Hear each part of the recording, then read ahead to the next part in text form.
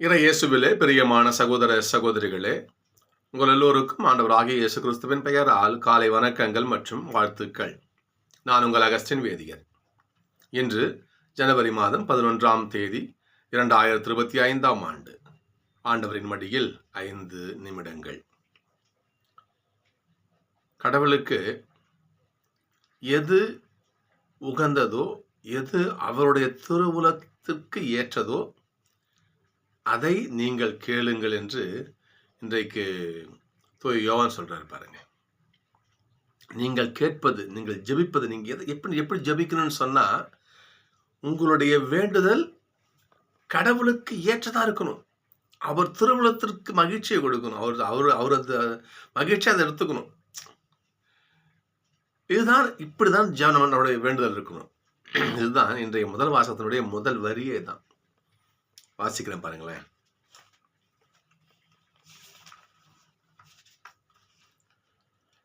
நாம் கேட்பது கடவுளுடைய திருவுளத்திற்கு ஏற்ப அமைந்திருப்பின் அவர் நமக்கு செவிசாய்க்கிறார்.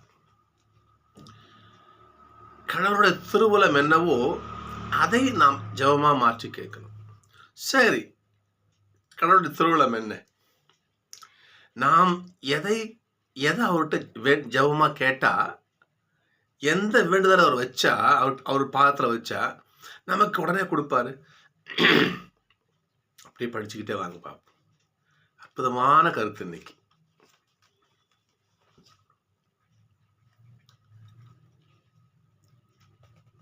பாவம் சாவு, அதாவது பாவம் செய்வோர் சாவுக்குரிய பாவம் செய்வதில்லை. பாவம் செய்யறாங்க, அது சாவுக்குரிய பாவம் கிடையாது. அவ்வாறாக ஒருத்தர் சாவுக்குரிய பாவம் செய்யல, ஒரு அற்ப பாவம் தான் செய்யறான் வச்சுங்களேன். அப்பாவும் பாவம் தான், இருந்தாலும் ஒரு சிறு தவறு செய்யறான். நீங்க என்ன பண்ணுங்க அவனுக்காக பாருங்க பார்ப்போம். ஒருவன் பாவம் செய்யும்போது சாவுக்குரிய பாவம் செய்வலை என்று கண்டால் அவருக்காக கடவுளிடம் வேண்டுங்கள். அவருக்காக கடவுளிடம் வேண்டுதல் செய்ய வேண்டும். கடவுளும் அவர்களுக்கு வாழ்வளிப்பார். மொத்தம் பாவம் செய்யறான்னா அப்படியே விட்டுறக்கூடாது. அவனுக்காக ஜெபிக்கணும். அவன் பாவம் செய்ய நாசமா போட்டும், அவன் உருப்படாம போட்டும், நான் மட்டும் நல்லா இருப்போம், வேண்டாம். இதைத்தான் பரிந்துரை ஜெபம்னு சொல்லுவார்கள். நமக்காக நாம் ஜெபிப்பதை காட்டிலும் நாம் பிறருக்காக ஜெபிக்கின்ற பொழுது அந்த வேண்டுதல் விரைவா கேட்கப்படும்.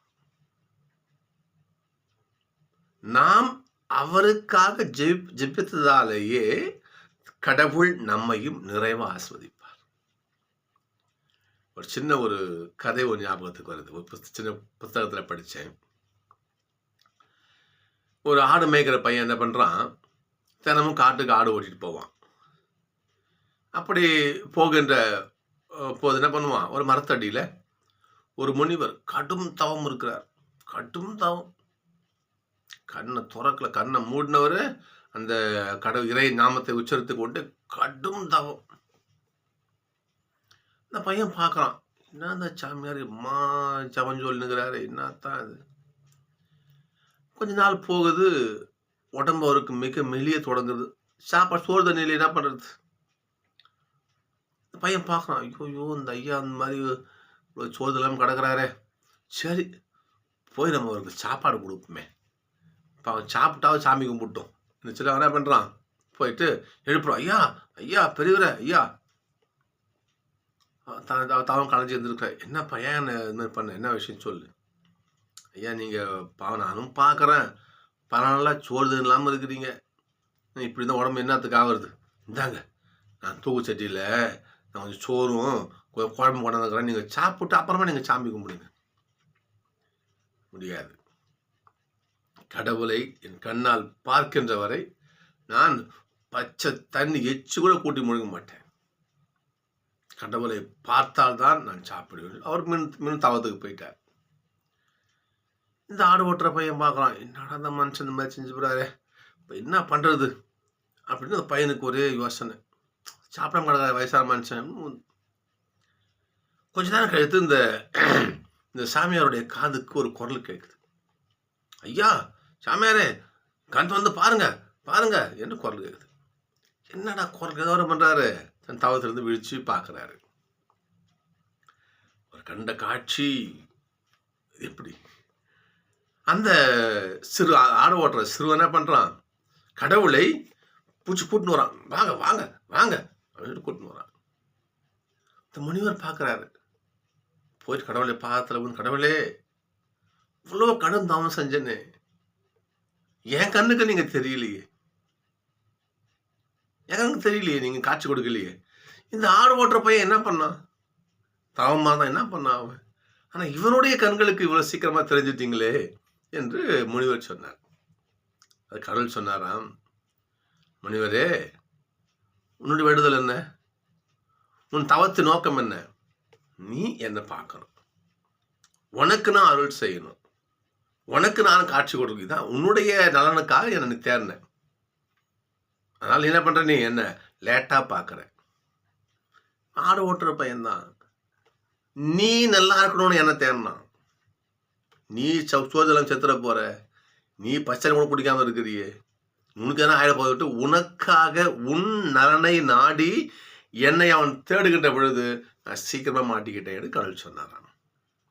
சகோதரர்களே, நாம் பிறருக்காக வேண்டுகின்ற பொழுது கடவுள் நமக்கு சீக்கிரம் பதில் கொடுப்பார்.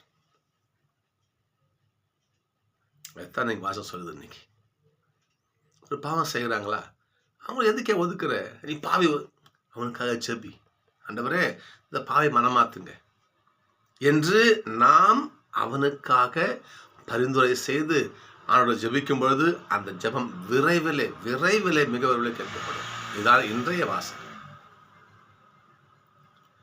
நற்செய்தி பாருங்க. இன்னைக்கு திருமுழுக்கு யோவான் திருமுழுக்கு கொடுத்துட்டு இருக்காரு.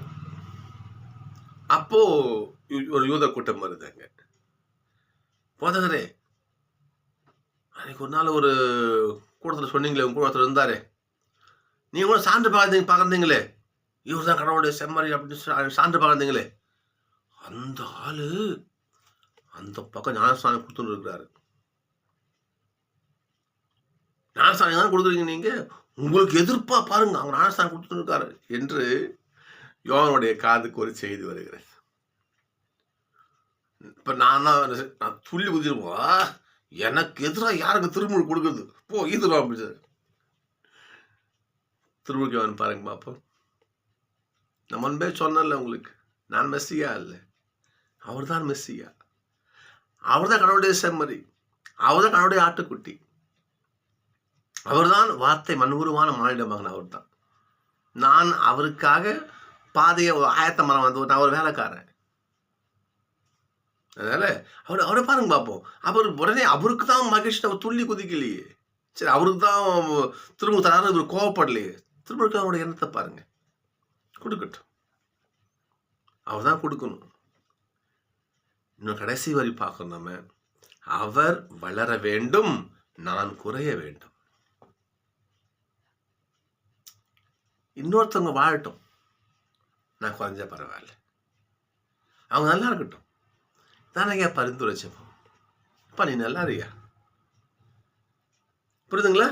அது அந்த அந்த எண்ணம் இருக்குது, அது அது அப்படிப்பட்ட ஒரு எண்ணம். அது அடுத்தவன் அழிஞ்சு போட்டும், அடுத்தவன் நாசமா போட்டும், எதுக்கு சொல்லுங்க பார்ப்போம், எதுக்கு அதெல்லாம்? அது தேவையா சிந்திச்சு பார்க்கணும். அந்த அருள்வாக்கு இணையதளத்தில் அருட்தந்தை அவர்கள் வச்சுங்க கதை ஒன்று சொன்னார், எனக்கு ரொம்பவும் பிடிச்ச கதை. இந்த நிகழ்வுக்கு சிறப்பாக இருக்கும். ஒருத்தர் என்ன பண்ணுறாரு, அவங்க வீட்டில் தட்டப்பட்டெல்லாம் விருந்து வைக்கிறாரு, நல்லா பிரியாணி போட்டு அசத்துறாரு. நண்பர்கள்லாம் கூப்பாரு, வா ஃப்ரெண்ட்ஸில் வாங்க வாங்க வாங்க சாப்பிடுங்க சாப்பிடு. உடனே ஒரு ஃப்ரெண்டு கேட்குறாரு, சரி என்னடா ஆச்சு, இவ்வளோ தட்டப்பட்டில் பிரியாணி கறி மீன் போட்டு அசத்துரு, என்ன தான் ஆச்சு, என்ன அம்மா சந்தோஷம் உனக்கு, என்ன விஷயம் சொல்லு. அதெல்லாம் வேற ஒன்றும் கிடையாது, பக்கத்து வீட்டுக்காரனுக்கு லாட்ரி சீட்டில் 1 கோடி ரூபாய் விழுந்துருக்குது. என்னடா லூசா அவன்? ஏன்டா பக்கத்து வீட்டுக்காரனுக்கு 1,00,00,000 ரூபாய் உழுந்துருக்குது. அதெல்லாம் நீ எதுக்குடா பிரியாணி குடுக்குற நீ? அவன் தானே குடுக்கணும் பிரியாணி. எனக்கு இவ்ளோ பரிசு விழுந்துருக்குதுன்னு சொல்லிட்டு அவன் தான் மகிழ்ச்சியில துள்ளணும், குதிக்கணும். அவன் தான் எல்லாம் பண்ணணும், பார்ட்டி வைக்கணும், பண்ணணும். பக்கத்து வீட்டுக்காரன் நீ எதுக்குடா இத பண்ற? அப்படின்னு கேட்டதற்கு, இரு சொல்றத முழுசா கேளு. பக்கத்து வீட்டுக்காரனுக்கு 1,00,00,000 ரூபாய் விழுந்தது உண்மைதான். நான் அதுக்குன்னு பிரியாணி குடுக்கல. அவன் வேற எதுக்கு? அந்த 1,00,00,000 ரூபாய் பரிசு வந்து பாத்தியா லாட்டரி டிக்கெட்டு அது தொலைஞ்சு போச்சு. அதனால தான் நான் பிரியாணி கொடுக்கிறேன். சகோதர சகோதரிகளே, அடுத்தவன் படுகின்ற கஷ்டம் இன்னொருத்தருக்கு ஆனந்தமா அமையக்கூடாது. அப்படி கடவுள் நினைச்சிருந்தாருன்னா நம்மளை மீட்டிருப்பாரா? சிந்திச்சு பார்க்கலாம். நாம அடுத்தவருடைய கஷ்டம் நமக்கு மகிழ்ச்சி தரக்கூடாது. சரிங்களா? அந்த ஆடு ஓட்ட சொல்லுவோம் பாருங்க பார்ப்போம். அந்த முனிவர் பட்டினியா கிடக்கிறாரு. அவர் ஒருவாய் சாப்பிட்டமே என்று அவருக்காக ஆண்டவரை தேடினான். கடவுள் அவன் கையில் சீக்கிரம் அம்பிட்டுக்கிட்டார். திருமுழுக்கு பாருங்க, பொறாமையில வாழ் வருது பாருங்க. திருமுழுக்கு அவனே உங்களுக்கு எதிராக அங்க ஒருத்தர் திருமுழுக்கு கொடுத்துட்டு இருக்காரு. எதுக்கு? இவர் கோவப்படுவாரு, ஏதாச்சும் பிரச்சனை சொல்லிட்டு பாருங்க பார்ப்போம். அவர் வளர வேண்டும், நான் குறைய வேண்டும். வளரட்டும், அவரின் மீட்பை அறிவிக்கட்டும். சரிங்களா? சிந்திச்சு பார்க்கணும் சகோதரர்களே. நாம் பிறர் அழிவிலே ஆனந்தம் கொள்ளும் பிள்ளைகளாக ஒரு போதும் இருக்கக்கூடாது. மனசில் வச்சுக்கிட்டோம். இன்றைய தியானம் அதுதான். அப்படி பிறர் கஷ்டப்படுறாங்களா, அவங்களுக்காக ஜெபிப்போம். பரிந்துரை ஜெபம் செய்வோம். ஆண்டவரே, இந்த மாதிரி எங்கள் ஆண்ட வீட்டில் கஷ்டப்படுறாங்களா, ஒரு திருமண தடையாக இருக்கலாம், ஒரு கடன் பிரச்சனையாக இருக்கலாம், ஒரு வீடு கட்டுற ஒரு ஒரு தடைப்பட்டிருக்கலாம், ஏதோ என்ன பிரச்சனையோ உனக்கு தெரிந்தவர்கள், உன் அண்டை அயலார்கள் கஷ்டப்பட்டா, வருத்தப்பட்டா, அவர்களுக்காக ஜெபிக்கின்ற பொழுது கடவுள் அவர்களுடைய குறையை தீர்ப்பார். அவங்களுக்கு நான் ஜெபிச்சேன் பத்தியா, என்னையும் ஆண்டு ஆஸ்வதிப்பார். ஒரே கல்ல 2 மாங்காய் என்று இருப்பாரு. அவர்களும் ஆண்டவருடைய ஆசிரியை பெறுவார்கள், நானும் ஆசிரியை பெறுவேன். எனவே பரிந்துரை ஜெபம் என்பது மிக வல்லமையான ஜெபம், மிக வல்லமையான ஜெபம். எனவே நாம் பிறருடைய அழிவிலே, துன்பத்திலே இன்பம் காணும் பிள்ளைகளாக ஒரு போதும் வாழாமல், அப்படியே பிறர் கஷ்டப்பட்டால் அவர்களுக்காக ஆண்டவரிடத்திலே மன்றாடி ஆண்டவருடைய அருளையும் ஆசிரியையும் அந்த சகோதரருக்கோ சகோதரிக்கோ பெற்றுத்தரும் ஒரு வாய்க்காக நாம் வாழ்ந்து வச்சிங்களேன், அதுதான் மிகப்பெரிய ஆசீர்வாதம். தான் இன்றைய தியானம். எனவே அப்படிப்பட்ட பிள்ளைகளை வாழ நாம முயற்சிப்போம். நாள் சந்திப்போம்.